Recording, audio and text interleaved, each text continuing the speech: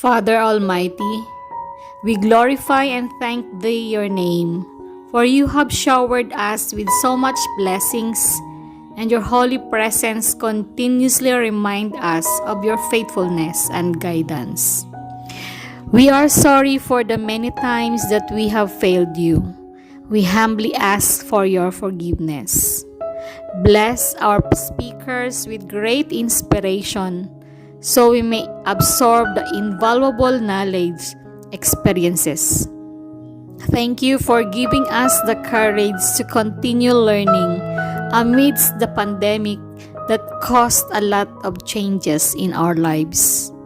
May You bless each one of us, our families, loved ones, and our school.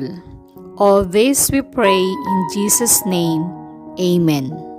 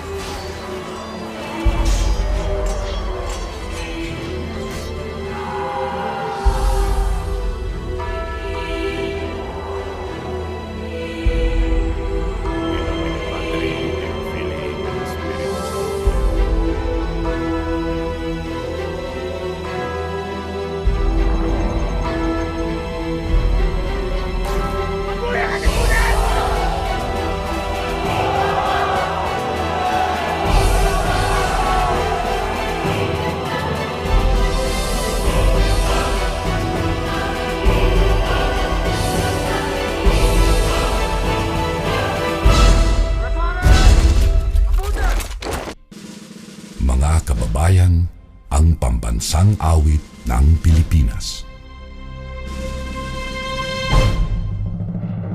Kayang magiliw, telas ng sigatanan, alam ng puso, sa titik mo'y buhay. Lupang hinirang, tuyag ka ng magiting, sa manlulupin, di ka pasisingil, sa nagatak tutok sa simoy at sa langit mong pagaw, ay hinatang tulad, awit sa pagkayang minamahal. Ang isang ng matawad mo'y tagumpay na nagtitindig, ang bituin at araw niya kailan pa may di magtitindig. Luman ang araw ng walhaging pagsinta, buhay langit sa piling mo. Ang inigaya ng pagkay mga amin, ang mamatay ng dahil sa'yo.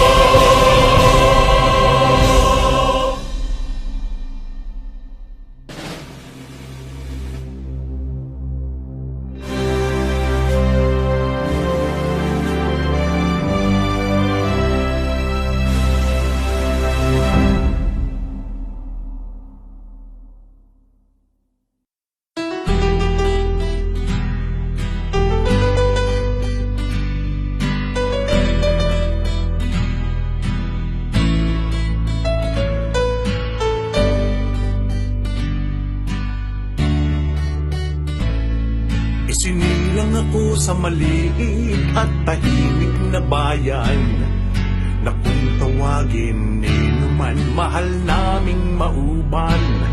Iminulat sa murang isip namin ng magulang, paggalang at takot sa Diyos, kabutihan ang asal. Maubanin dangal ng Pilipino, may sipag at tiyaga, makataong totoo.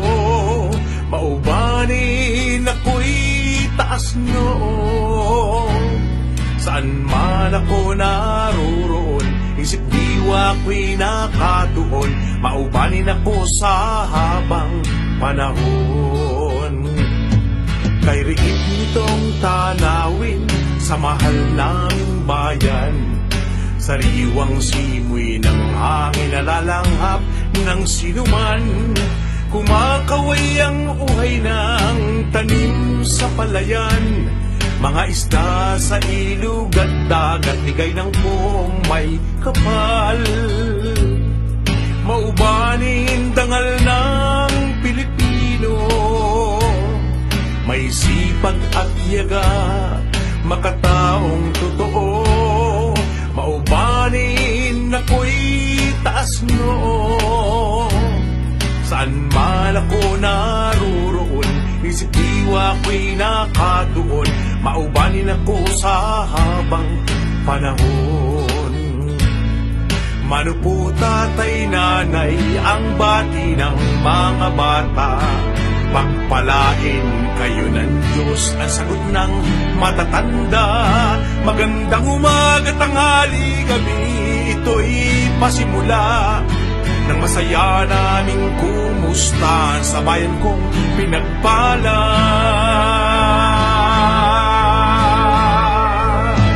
Maubanin dangal ng Pilipino, may sipag at yaga, makataong totoo. Maubanin ako'y taas noo. Saan man ako naruroon, isip diwa ko'y nakatuon. Maubanin ako sa habang panahon. Maubanin ako, maubanin ako, maubanin ako sa habang panahon.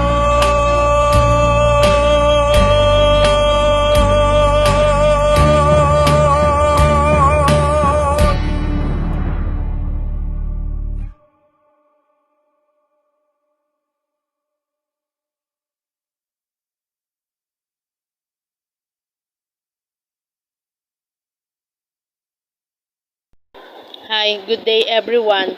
My group mates and yours truly, Rebi and Auditorio, are going to discuss about ecological literacy. Before we discuss our lesson, let's go on first with the learning outcomes or objective of this lesson, which is define ecological literacy. Distinguish among environmental literacy, ecoliteracy, and ecological literacy.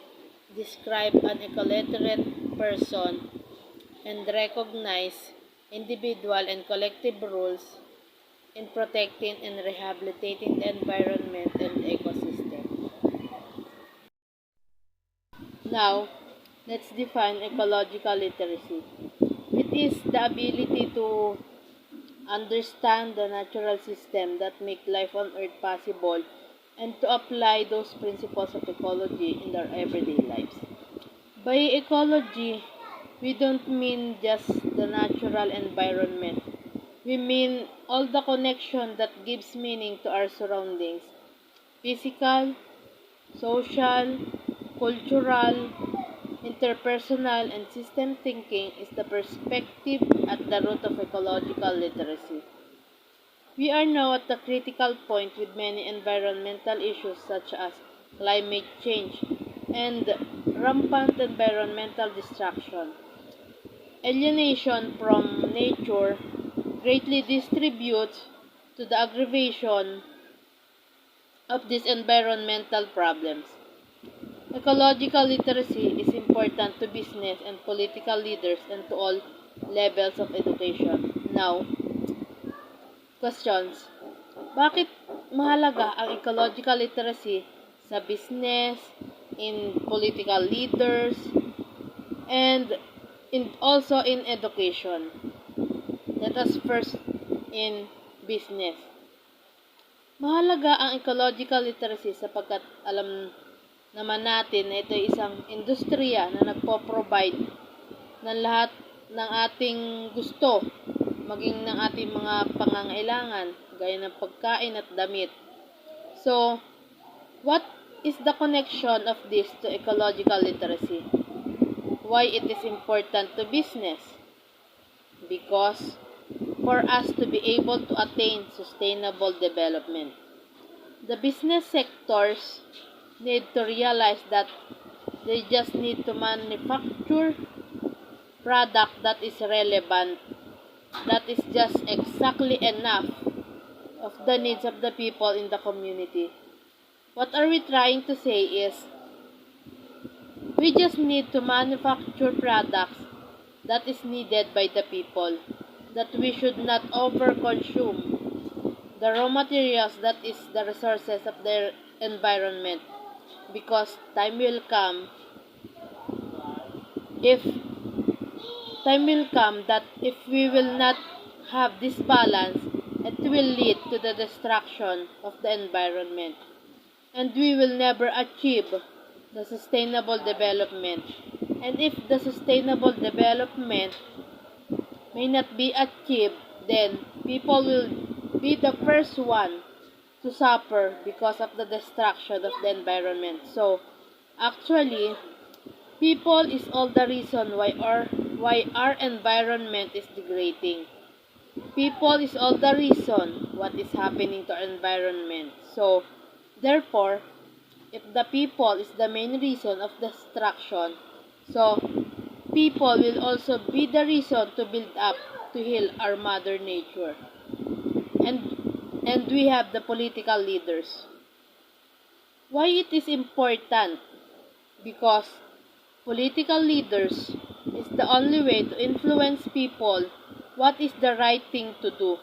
They are the people in the position to make a law, to make rules and policies to the people that the people needed to abide. Political leaders have the power to tell to the people what is the right thing to do in the environment. And then, we also have here is the education. One of the main roles of the education is to transform individuals to become a better citizens. And there is of one thing that they need to integrate to the curriculum is the ecological literacy. Explaining to the students how important is preserving our environment, and presenting to the students what will happen if we will not doing something to save our Mother Earth. Mina and Allison define ecological literacy as an individual's understanding not only of ecological concept but also of his or her place in the ecosystem. The term ecological literacy was coined by American educator Libby W. Orr in his essay Ecological Literacy. He indicated that knowing, caring, and practical competence form the foundation of ecological literacy, meaning that includes caring and practicing what is needed to be done to our environment. He pointed out that the root of environmental crisis is the individual's inability to think about ecological patterns, systems of causation, and long-term effects of human action.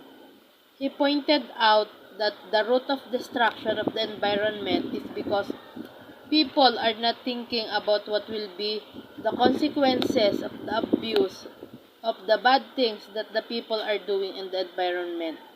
Because these people are just thinking that the resources that we have in the environment is unlimited, because what they seeing is plenty anyway. But they don't realize that what will happen if they will not going to stop the bad things that they doing, destruction that they are doing now in the environment. So if everything is doing, or bad acts is doing, time will come that is unlimited is going to be limited. Thus, he emphasized the importance of experience in one's natural experience that can enable humans to shift perspective from one of an economic emphasis to one of balance amongst economic, ecology, and culture. Or also argued that the ecologically literate person understands the dynamics of the environmental crisis, which includes an understanding of how people have become so destructive. So here, it is clearly said that if you are ecologically literate person, then you know the pattern on how the environment is being degraded or being distracted. So, therefore, identifying school students' ecological literacy level is a necessary step to investigate their behavior, attitudes, sensitivity, and behavioral intention. According to Harris, Esconhemo, Militos, and Lucanen, in order to create awareness among students, it is important to foster correct knowledge to ensure positive approach to the environment.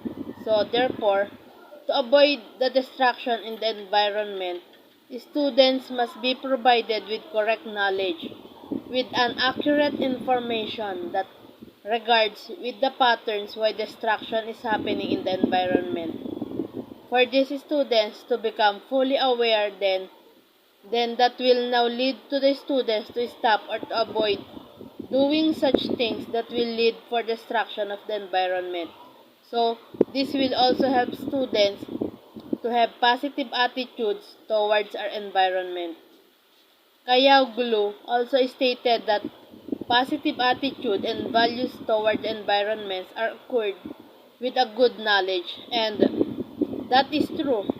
If the students were provided with accurate information, then that will lead them to have these positive attitudes and values because they know what is the right thing to be done for the sake of saving our environment, for the sake of doing right to the environment. So, teachers need to discuss or need to present clearly what are the do's and don'ts in the environment. So, developing environmentally responsible behavior requires correct knowledge about climate change, the cause of global warming, carbon emissions, and carbon footprint. Hi everyone.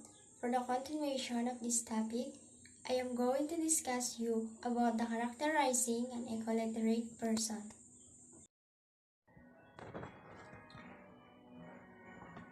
So, according to Dr. Tom Pook 2002 of Lakehead University, he characterized an ecologically literate person of the 21st century as the responsible, lifelong learner who strives to improve the human condition and the environment within the context of self, human groups, the biosphere, and the ecosphere. So, ayon nga sa kanya, an ecologically literate person has a positive view of life.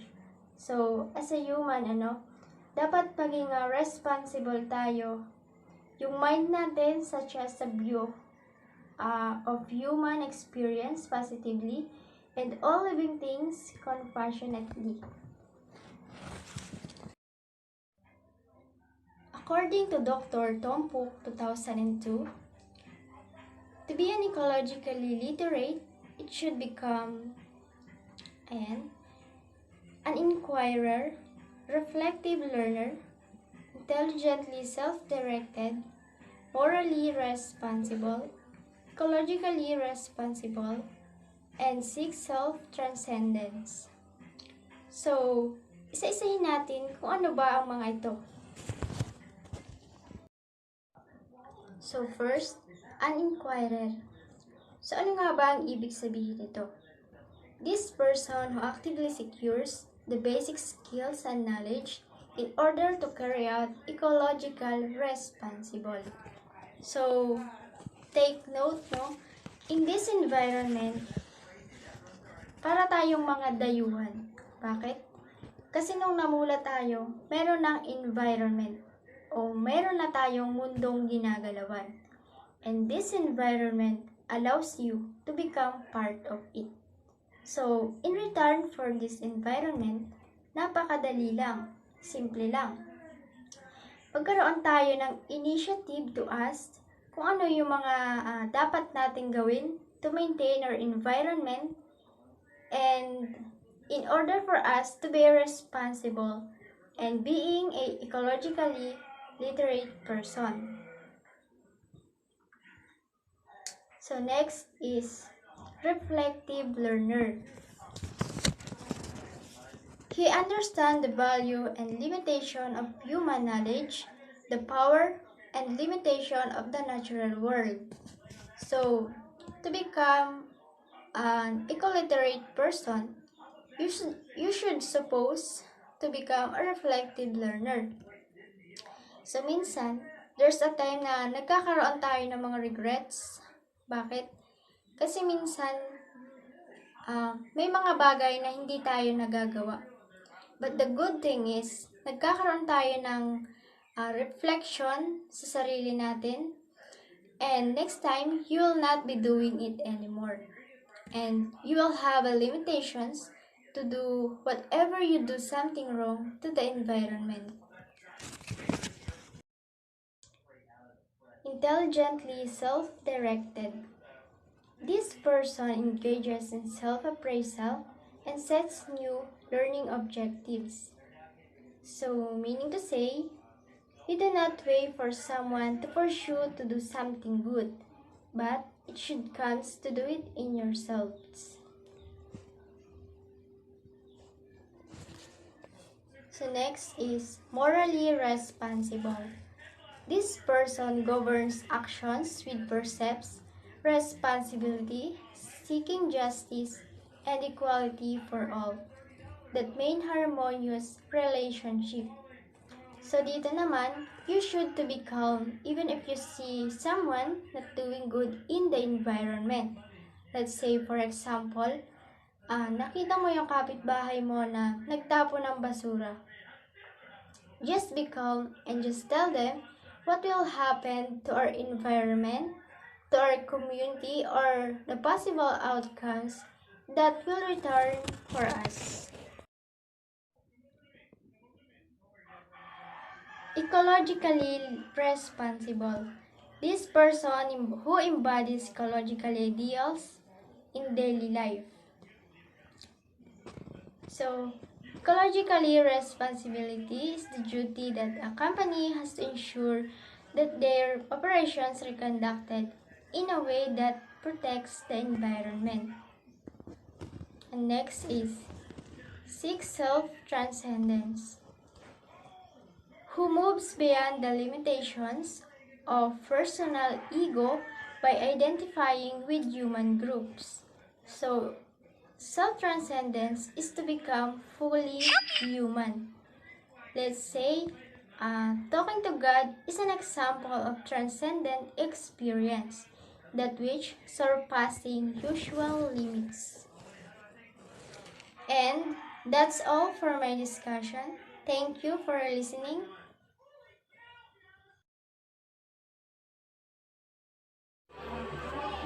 Environmental literacy, ecological literacy, and eco-literacy. Frameworks for eco-literacy exhibit a high degree of similarity with frameworks for environment literacy, in that both set include similar affective knowledge, cognitive skills, and behavioral components. However, what most differentiates eco-literacy from environmental literacy is the clear emphasis of sustainability and the introduction of spiritual holistic components expressed in the terms of celebration and creation, spirit and reverence for the earth, and expansion of the soul. The celebration of creation, according to David Orr, 1992, the most important discoveries of the 20th century exist not in the realm of science, medicine, or technology, but rather in the dawning awareness of the earth limits and how those limits will affect human evolution. And the spirit and reverence for the earth, according to Capra 1996, in the book written by Fritjof Capra entitled The Web of Life, during the past 25 years, scientists have challenged conventional views of evolution and the organization of living system and have developed new theories with revolutionary philosophical and social implication.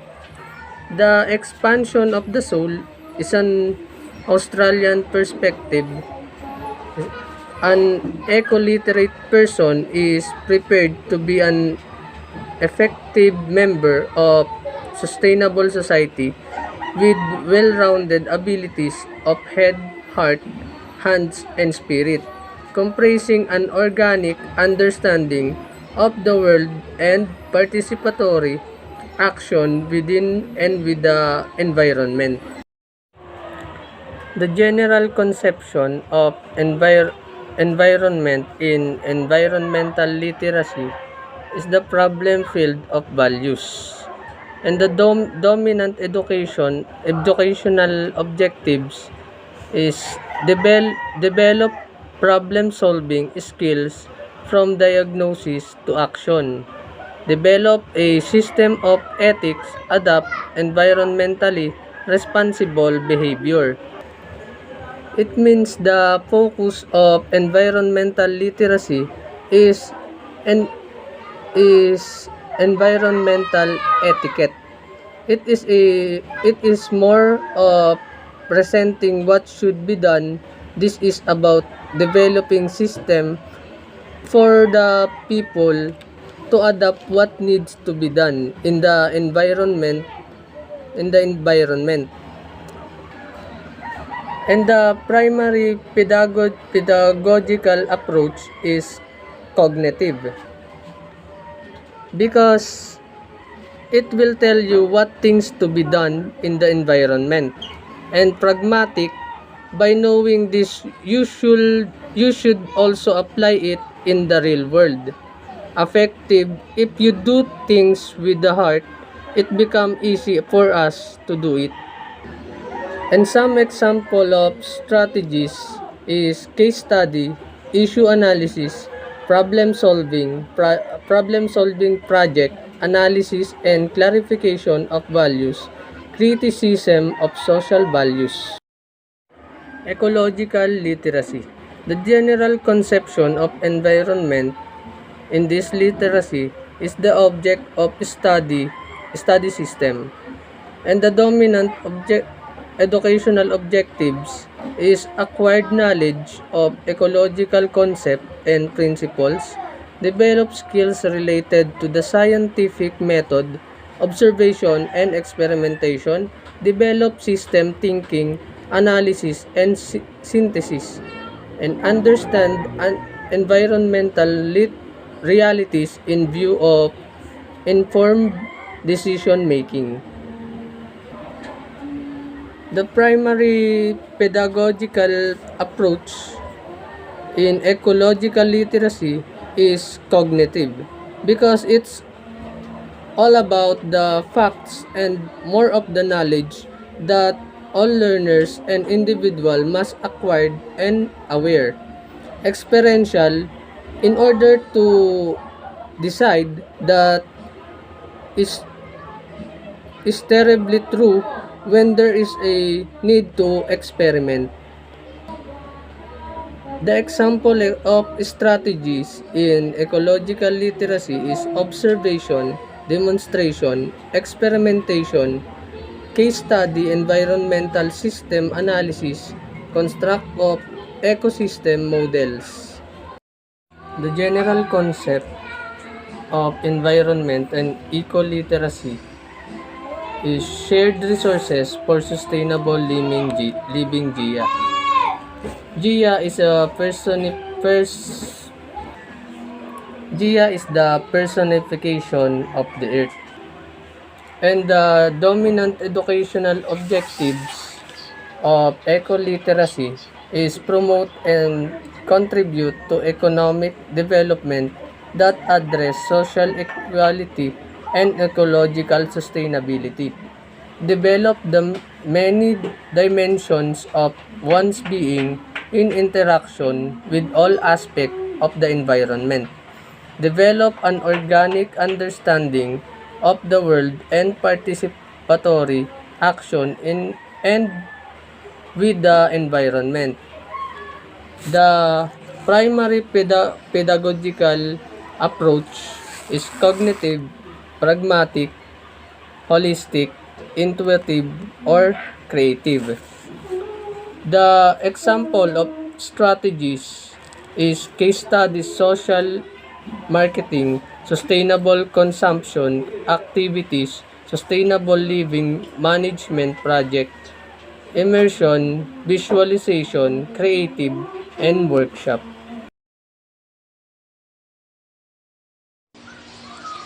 Greening initiative in college and universities.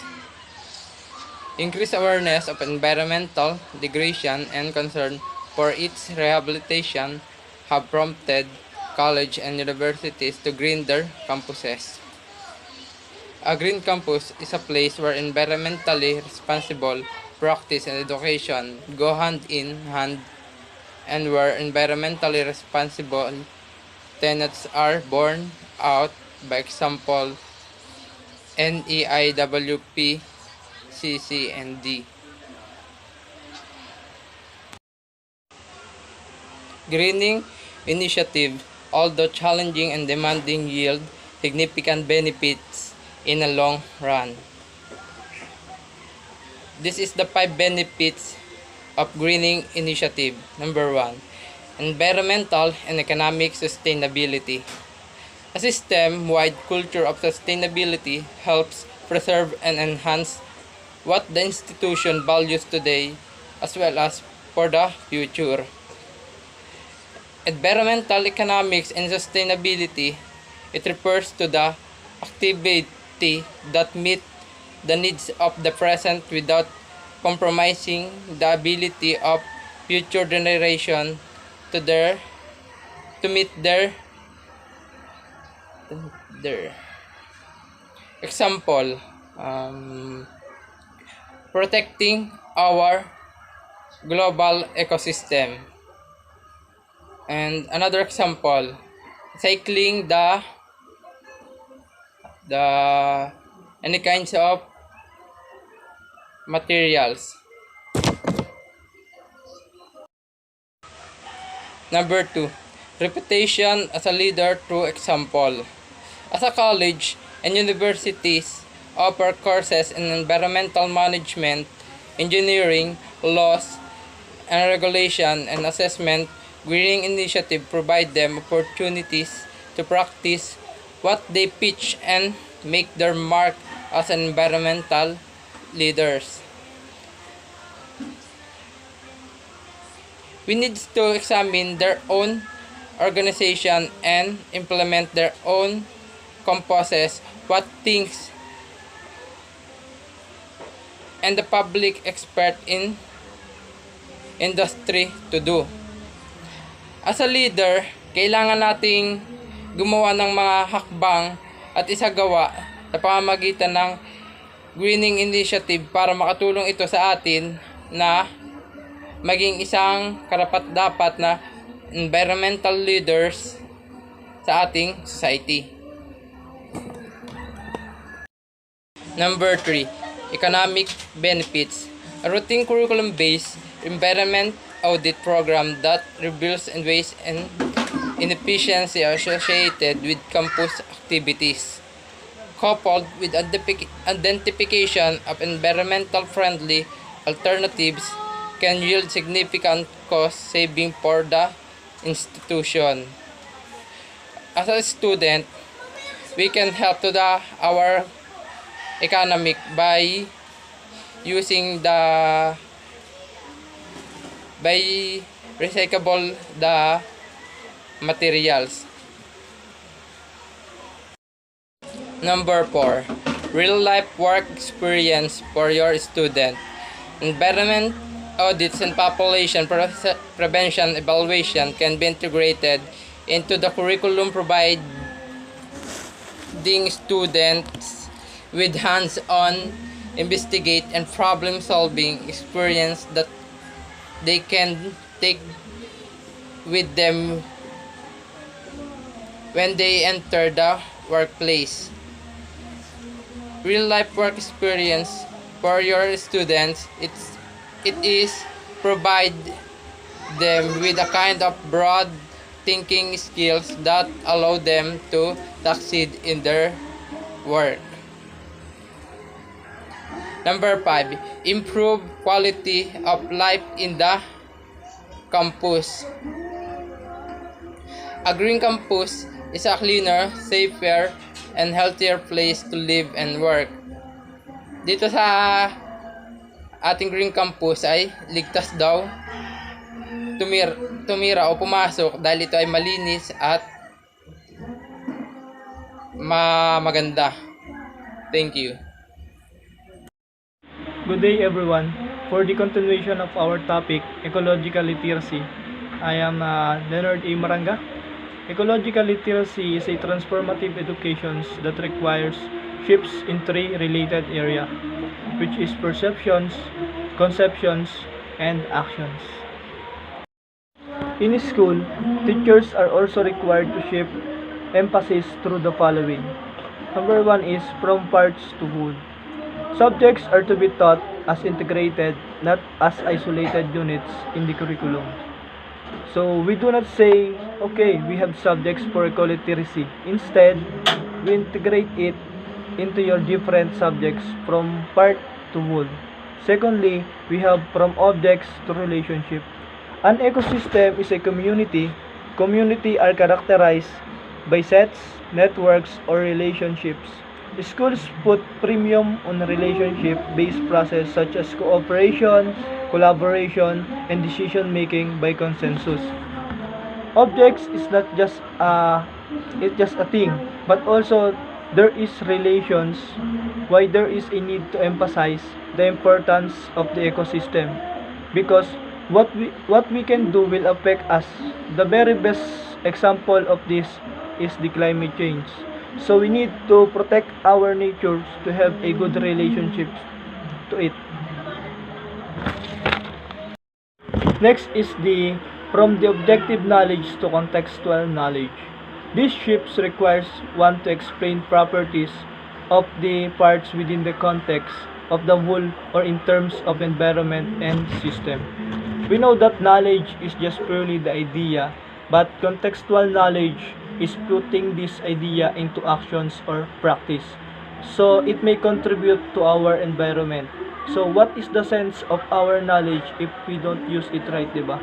Kaya nga tayo ay may knowledge para gamitin natin ito sa tama at makatulong din naman sa ating environment. So nextly is we have from the quantity to quality.